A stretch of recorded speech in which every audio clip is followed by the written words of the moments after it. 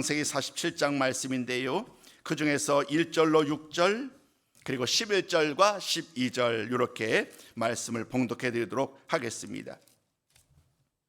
47장 1절부터 6절까지 말씀 먼저 봉독해 드리도록 합니다.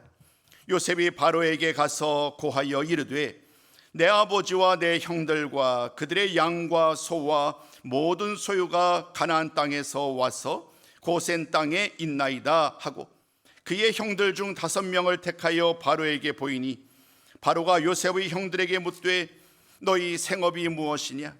그들이 바로에게 대답하되 종들은 목자이온데 우리와 선조가 다 그러하니이다 하고 그들이 또 바로에게 고하되 가나안 땅에 기근이 심하여 종들의 양떼를 칠 곳이 없기로 종들이 이곳에 거류하고자 왔사오니 원하건대 종들로 고센 땅에 살게 하소서. 바로가 요셉에게 말하여 이르되 내 아버지와 형들이 내게 왔은즉 애굽 땅이 내 앞에 있으니 땅의 좋은 곳에 내 아버지와 내 형들이 거주하게 하되 그들이 고센 땅에 거주하고 그들 중에 능력 있는 자가 있거든 그들로 내 가축을 관리하게 하라.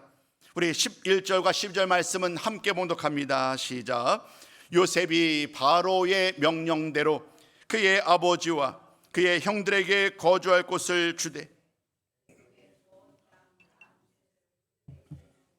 소유로 삼게 하고 또 그의 아버지와 그의 형들과 그의 아버지의 온 집에 그 식구를 따라 먹을 것을 주어 봉양하였더라. 아멘. 사는 성도 여러분, 오늘도 수요 기도를 통해서 여러분들을 만나뵙게 돼서 참 기쁘고 반갑습니다.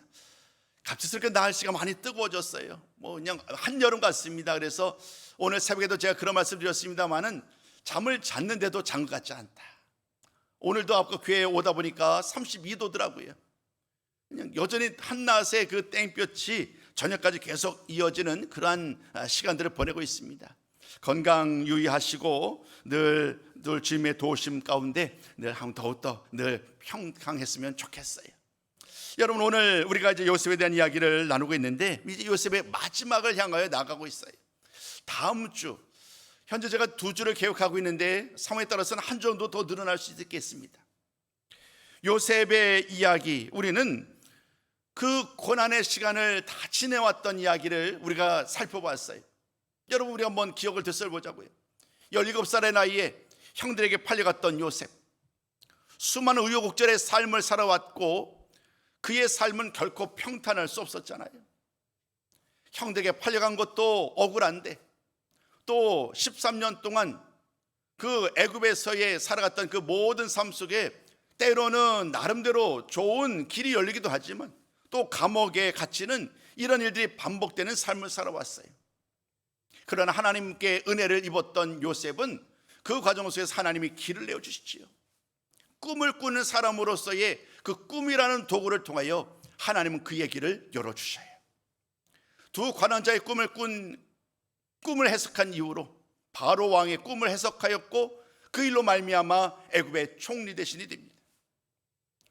바로의 꿈에 의하면 7년 북년 7년 흉년이 이어질 것이다라는 그러한 꿈을 해석하였고 바로 왕은 그 지혜로운 이 요셉으로 하여금 그 모든 나라를 관리하는 책임을 맡깁니다.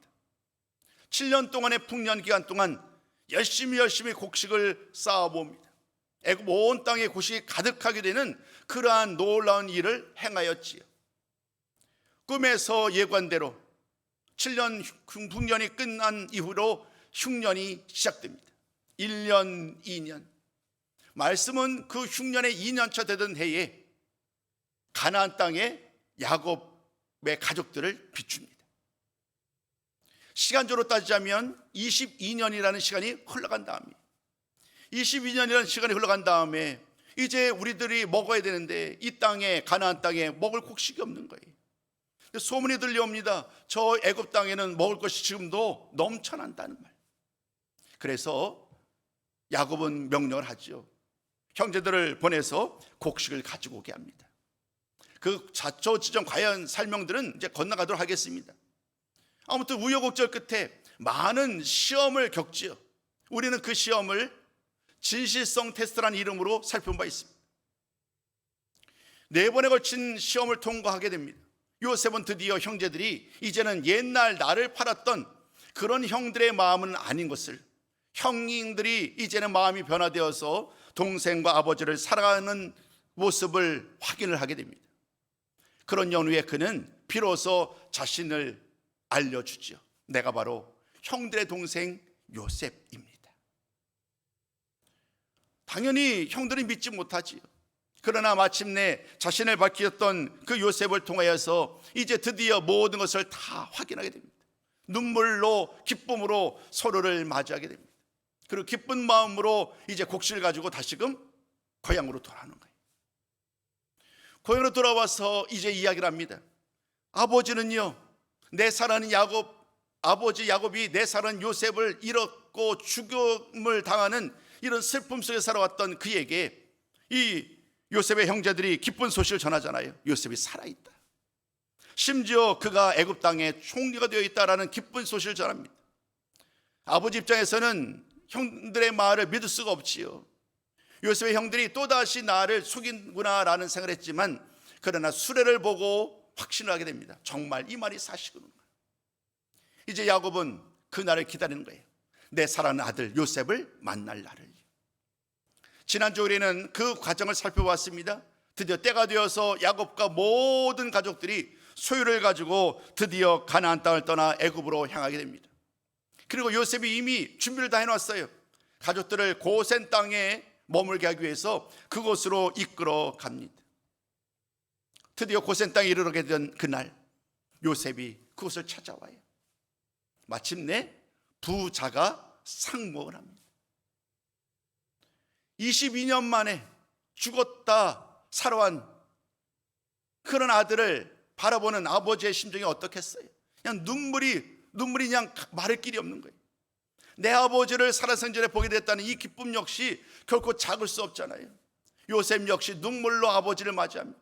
서로 껴안고 상고하는 그런 모습을 아주 감동적으로 그렸던 이야기를 우리는 기억을 합니다. 이것이 바로 지난주까지의 이야기였습니다.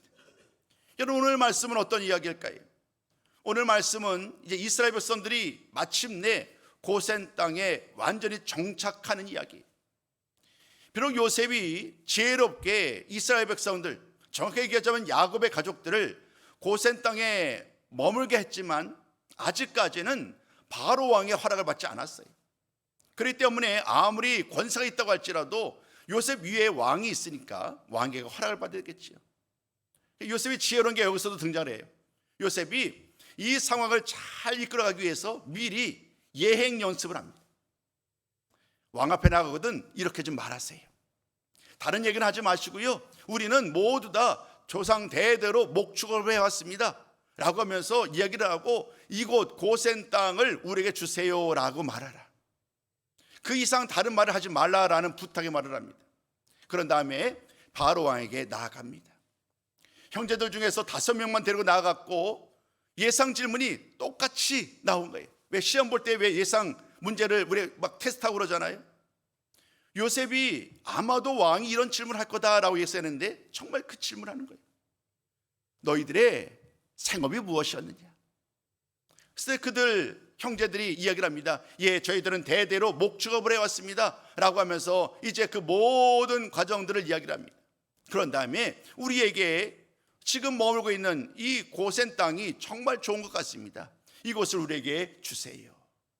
이렇게 말을 합니다. 바로는 요셉을 얼마나 신임하겠어요. 더군다나 요셉의 가족이 왔으니 바로 입장에서는 그것을 아낄 리가 없죠. 알았다 하면서 그곳 고센 땅을 그들에게 허락을 합니다. 여러분, 이것이 자연스럽게 흘러가는데요, 오늘 이 고센 땅에 살게 되는 이 과정 속에서 이어지는 말씀을 잘 보면 고센 땅이 그들의 목초지가 된 거예요. 그 다음에 그들이 사는 곳, 그들의 소유지로 준 곳이 어디냐 하면 라암셋이라는 곳이에요. 이 고센 땅에서도 또 좋은 곳, 가장 비옥한 곳인 라암셋 지역을 그들이 지내는 곳으로 허락합니다. 라암셋과 고센 땅, 이곳에서 그들이 이제 먹을 수 있는, 또 심지어 모든 필요한 것들을 다 제공받는 그런 은혜를 입게 됩니다. 여러분 기억나시는지요? 애굽으로 내려갈 때에 야곱은 늘 걱정을 했습니다. 내 아버지 이삭 때에는 애굽으로 내려가는 것을 허락하지 않았던 하나님께서 과연 이 모든 과정을 어떻게 인도하실지 야곱은 확신할 수 없었어요. 그래서 그 고향 땅을 떠나서 브엘세바, 그러니까 남쪽의 경계선이죠. 그곳에 있을 때에 하나님 앞에 제사를 드린 거예요. 하나님 어떻게 할까요? 하나님께 묻는 거지요. 하나님께 물었을 때에 하나님이 그날 저녁에 밤에 말씀으로 응답해 주셨습니다.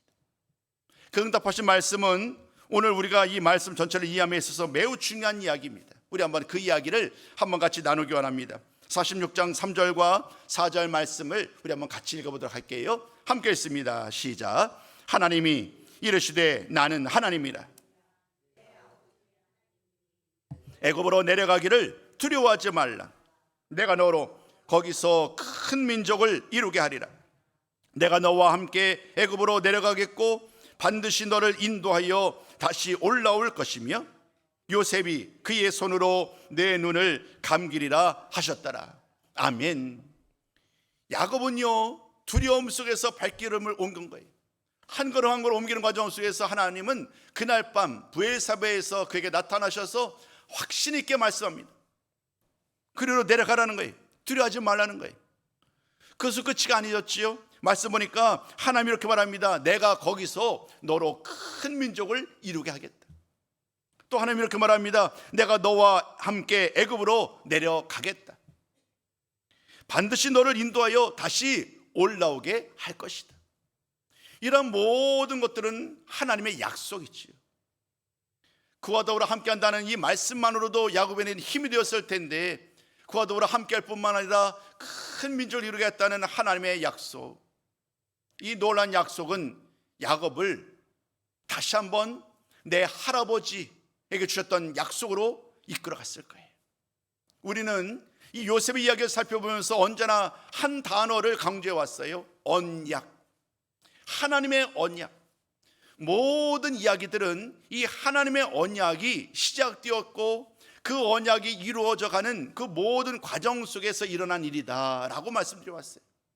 아브라함의 약속을 할 때마다 늘상 저는 이 세 가지 단어를 강조합니다. 땅시복, 땅시복. 여러분들 외우셔야 돼요. 좋아요. 땅에 대한 약속, 시, 민족에 대한 약속, 복에 대한 약속. 근데 시간이 지나가면서 이삭과 야곱에 이어지는 이 여정 속에서 하나님은 그 약속이 하나씩 하나씩 실제가 되게 합니다. 내 아버지 이삭이 어렵게 할아버지가 아들을 얻었는데 이제 아버지를 거치면서 자신에게 이르고서 이제 12명의 아들을 낳았고 70명의 자손으로 퍼져나가게 됩니다. 아직도 큰 민족을 이루기는 어렵지만 멀지만 오늘 하나님이 이렇게 말씀하는 거예요. 내가 너로 큰 민족을 이루겠다. 야곱은 이제 두려움을 떨쳐내고 드디어 약속 주셨던 그 땅 가나안 땅에서 또 다른 하나님께서 이끄시는 그 땅으로 나아갑니다. 이제는 두려움이 사라졌고 애굽에서 언제까지 어떻게 하나님이 역사할지 모르지만 의심하지 아니하고 믿음으로 순종하는 거예요. 그 결과로 말미암아 야곱 가족이 이제 고센 땅에 정착하게 되는 거예요. 참 놀랍죠. 온갖 기근으로 말미암아 사방이 어려움을 당하는 상황 가운데 하나님이 그들을 이끌어 가신 것이 놀랍게도 애굽 땅이었어요. 이방인의 땅 아니겠어요? 하나님의 역사하심과 하나님의 인도하심은 언제나 우리의 생각을 초월하는 거예요. 하나님은 이러한 방법으로 그들을 기근 가운데서 안전에 그들을 보호하여 주시는 거예요. 오늘 말씀을 읽다 보면 또 다른 한 가지 특별한 일이 있습니다. 그것이 뭐냐면 이제 5명의 형제들을 바로 왕에게 이끌어가서 자초지종의 이야기를 끝난 다음에 요셉은 자신의 아버지 야곱을 바로 왕 앞으로 또 인도해 갑니다. 이 바로와 야곱과 바로가 만난 거예요. 여러분 이건 뭐 그냥 퀴즈예요. 여러분 지금 지위상 위치상 누가 더 높은 사람일까요? 한번 좀 편하게 50% 집사님, 바로 야곱. 바로가 높죠. 너무나도 당연한 거예요. 당연히 바로가 높아요. 생사 여탈권이라고 하잖아요. 그 힘을 바로가 주고 있는 거예요. 그러니까 야곱이 말 한마디 잘못하면 아무리 요셉의 아버지라 할지라도 결국에는 그냥 또다시 쫓겨날 수밖에 없지요. 근데 여러분, 어떤 일이 일어나는지 아세요? 바로 앞에 간 야곱이 바로왕을 축복해요. 바로왕을 축복해요. 들어갈 때 축복하고요, 나올 때 축복해요. 여러분, 이것은 도저히 있을 수 없는 일이에요. 더 놀라운 것은요, 이것도 놀라운데 두 번째, 바로왕 역시 그 축복에 대해서 기쁜 마음으로 그것을 수납을 해요. 여러분, 이건 인간의 생각을 볼 때에 도저히 있을 수 없는 일이에요. 오히려 야곱이 납작 엎드려서 나를 살려주시니 감사합니다, 내 아들 요셉을 거둬주셔서 이렇게 오늘까지 살려주시니 감사합니다라고 오히려 엎드릴 사람은 야곱이에요. 바로가 떵떵거리면서 내가 당신네 집안을 살렸소라고 얘기할 만한데 오히려 바로가 오히려 반대 위치에 서게 되는 거예요. 야곱이 그를 축복해. 여러분, 이것을 어떻게 설명할 수 있을까요? 저는 이미 여러분에게 그 답을 드렸어요. 하나님의 언약이라는 이 말씀 속에서 우리는 그 답을 찾을 수 있어요. 땅시 복에 대한 이야기 나눴잖아요. 민족에 대한 이야기, 땅에 대한 이야기는 다 이루어졌어요. 그리고 앞으로도 일어날 거예요. 계속. 그 중에 한 가지가 또 무엇이 있었냐면 복의 복. 아브라함이 복의 근원이, 복의 통로에, 창세기 12장 3절 말씀이었죠. 하나님이 그에게 큰 민족을 이루게 될 것이라는 말씀을 하면서 너를 축복하는 자에게 하나님이 그를 축복하겠다, 축복권을 그들에게 주셨단 말이에요. 오늘 바로왕을 향하여서 야곱이 축복하는 이 이야기는 그 축복권이 정말로 아브라함과 이삭과 야곱으로 이어지고 있음을, 세상의 그 어떤 강력한 나라라고 할지라도 세상 나라 권세보다도 더 강력하신 하나님의 축복의, 하나님의 복의 능력이 이 야곱을 통하여 바로왕에게 임하게 되는 거예요. 이것을 눈으로 보여주는 거예요. 인간의 왕법으로는 도저히 이해할 수 없는 일이었지만, 그러나 하나님의 약속이 이 땅과 씨와 복에 대한 말씀이 정말로 실제적으로 일어나고 있음을, 성취되고 있음을 이 야곱의 축복을 통하여 보여주십니다. 하나님의 방법은 참으로 놀랍지요. 더군다나 바로가 이렇게 될 수 있었던 이유는 요셉 때문이기도 합니다. 사실은 요셉으로 말미암아, 요셉이 믿는 하나님으로 말미암아 기적을 경험했잖아요, 바로가. 여러분, 바로 이집트 아니겠어요? 애굽. 그 안에 애굽이라는 나라에 얼마나 많은 신이 있겠어요. 그 수많은 신이 있었음에도 불구하고 이 기근을 극복하고 대안을 세웠던 사람과 신은 없었단 말이에요. 그런데 그들이 믿지도 않는 저 이방 사람에 불과했던 요셉이라는 사람이 꿈을 꾸었고, 심지어 그가 믿는 하나님이 이런 놀라운 기적을 행하니까 이 바로도 하나님의 능력을 무시할 수 없는 거예요. 야곱이 하나님의 말씀으로 축복하니까 야곱이라는 한 개인의 이야기가 아닌 하나님의 권세가 야곱을 통하여 임한다라는 생각하였기 때문에 그 역시 이것을 반대하거나 거부할 수 없었던 거예요. 요셉을 통하여 이미 임했던 하나님의 능력을 경험하였기에 오늘 야곱을 통해 주셨던 하나님의 복, 하나님의 축복을 기꺼이 받아들이는 그런 모습을 보게 됩니다. 오늘 제가 12절까지 말씀 읽었는데 13절부터 26절까지의 말씀은 그 이후의 이야기입니다. 여전히 가뭄이 계속됩니다. 7년 풍년이 끝났고 7년 흉년이 이어져야 되는데 시기적으로는요 3년째예요. 흉년의 3년째. 그나마 버텨왔는데 1년, 2년 지나가니까요 곡식이 다 떨어지는 거예요. 그나마 애굽에는 곡식이 있지요. 그래서 제일 처음에는 가나안에서 애굽으로 왔었을 때에 돈을 가지고 음식을 살 수 있었잖아요. 애굽 사람들 역시 돈이 있으니까 돈으로 음식을 살 수 있었단 말이에요. 근데 시간이 지나갑니다. 내가 가진 돈이 무한하지 않잖아요. 내가 가진 돈도 다 끝났어요. 돈을 가지고 곡식을 사야 되는데 돈이 떨어졌단 말이에요. 그렇다면 무언가로 해서 곡식을 사지 아니하면 꼼짝없이 죽게 되는데 그 다음으로 애굽 사람들이 곡식을 사기 위해서 내놓은 것이 뭐냐면 가축들이에요. 가축들. 돈은 이제 없고 가축을 내놓은 거예요. 예를 들면 뭐 말을 내놓고 뭐 소를 내놓고 뭐 나귀를 내놓으면서 그것을 가지고 곡식을 사는 거예요. 그래서 그걸 가지고 또다시 곡식을 구해서 연명을 합니다. 그렇게 시간이 흘러갑니다. 그런데 그건 역시 다 떨어지게 되는 거예요. 이미 돈은 떨어진 지 오래고 내가 가진 가축들을 가지고 곡식을 샀는데 가축들도 다 떨어졌어요. 이제 남은 것은 무엇이 있을까요? 말씀을 보면 그들에게는 아직 토지가 있었어요. 토지. 그 토지를, 내 토지인데 그 토지를 바로 왕에게 파는 거예요. 바로 왕에게 팔고 대신 그 땅값으로 곡식을 받아요. 그렇게 먹고 지내게 되는 시간을 또다시 보냅니다. 그 과정 속에서 요셉이 지혜를 또 내죠. 그 애굽 사람을 어떻게 하면 살려야 되기 때문에 그들로 그 땅의 소유권은 이제 나라로 넘어왔죠. 개인에서 나라로 넘어왔지만 그 땅을 기경해야 될 것 아니겠어요? 그래서 그 땅을, 우리 왜 옛날 시골에서 그거 있잖아요. 소장농이라고 해요. 소장농. 주인은 따로 있어요. 그런데 대신 그 논과 밭을 대신 갖고 주는 거예요.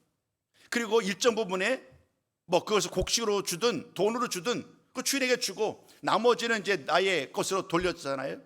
오늘 똑같은 일이 벌어지는 거예요. 애굽 사람들에게 이제 이러면 그것을 다 가꾸게 하고 그 중에 5분의 1은 나라에 바치고 5분의 4는 자신들에게 돌리는 거예요. 그래서 스스로 노동력으로 종이 되어서 이 위기를 극복하는 그런 모습을 우리는 나머지 말씀을 통하여 보게 됩니다.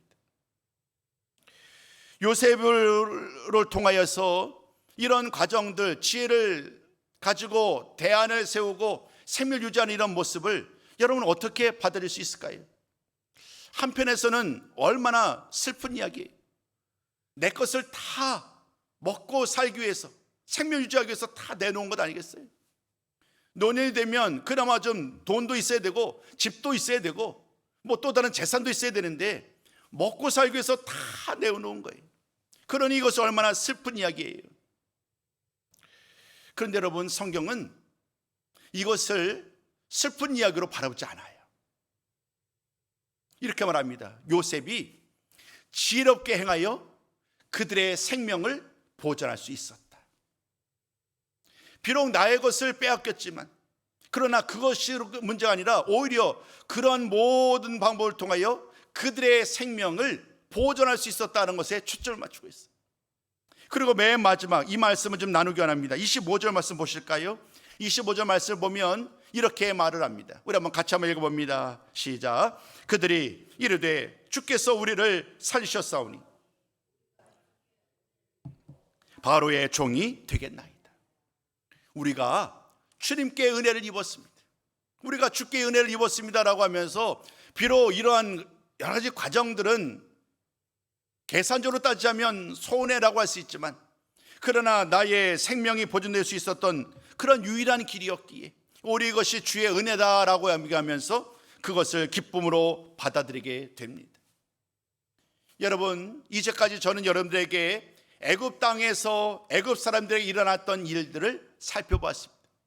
맨 처음에는 애굽의 고센 땅에 정착했던 이스라엘 백성들, 아니 야곱의 가족들에 대한 이야기를 하였지만, 중간 말씀은 그 가나안 땅에 사는 애굽 사람들의 이야기였어요.